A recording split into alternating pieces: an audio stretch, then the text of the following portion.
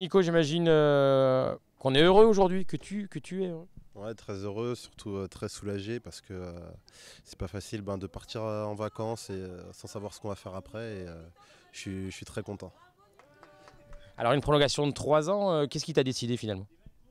Non, au départ, c'est vrai que je réfléchissais parce que j'étais toujours tenté aussi par une expérience à l'étranger et j'ai un âge quand même assez avancé dans le milieu, donc j'étais en train de réfléchir par rapport à ça. Malgré, c'est vrai que j'aime beaucoup le club, j'aime beaucoup la ville et c'est donc ça qui a fait un peu que j'ai un peu hésité, mais je suis très content au final d'avoir prolongé au Girondins. Est-ce que la venue d'un nouvel entraîneur comme Willy Sagnol a pesé un peu dans ta décision? Bien sûr aussi, parce que j'attendais aussi le nom du nouveau coach.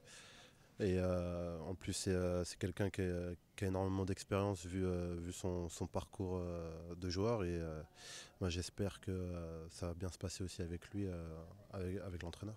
Tu le connais déjà un peu en tant que joueur, oui, j'imagine, mais en tant qu'entraîneur? Non, pas du tout. Je sais juste qu'il a fait la sélection des espoirs.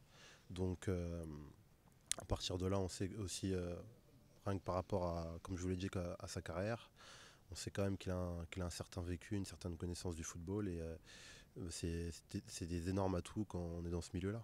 Alors, les objectifs, tes objectifs perso pour cette nouvelle saison qui va commencer début août? Je dirais juste le mot stat. Non, des stats, mais j'espère qu'on va on va pratiquer du beau jeu et qu'on va faire plaisir à nos supporters et qu'on aura aussi beaucoup de succès. On annonce quand même un Willy Sagnol relativement offensif, hein. On dit qu'il aime jouer haut. C'est plutôt bien pour toi qui es attaquant. Bien sûr, après peut-être aussi ça ressemble aussi au jeu du championnat allemand, c'est-à-dire un jeu qui est basé sur les séquences offensives et j'espère qu'on pourra faire de même ici et des fois gagner des matchs avec du spectacle. L'arrivée comme ça aussi d'un entraîneur qui va être tout jeune dans le métier, ça en donne envie de prouver, de montrer du dynamisme pour le groupe, ça va apporter un nouveau souffle aussi. Bien sûr, parce que c'est vrai que quand on est avec un coach qu'on connaît depuis longtemps, on a quand même des habitudes. Là, ça repart à zéro et c'est vrai que les premiers entraînements, de toute façon, tout le monde va essayer de se mettre dans les meilleures conditions et tout pour que ça aille bien. Il y a un autre projet, tu as fait une première période de 3 ans, tu as gagné un titre, cette fois il y a le nouveau stade qui arrive, j'imagine que ça aussi pour un joueur c'est assez excitant quand on voit l'avancée des travaux.